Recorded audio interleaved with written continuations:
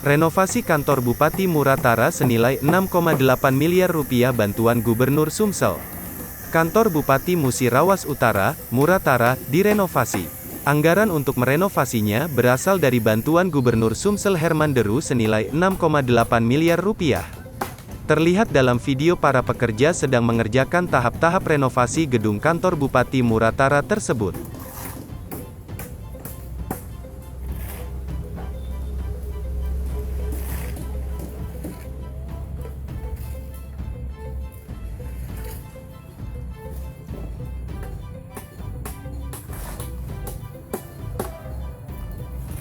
Renovasi kantor Bupati Muratara senilai 6,8 miliar rupiah bantuan Gubernur Sumsel.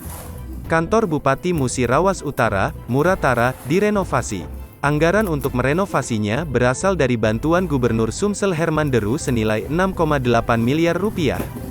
Terlihat dalam video para pekerja sedang mengerjakan tahap-tahap renovasi gedung kantor Bupati Muratara tersebut.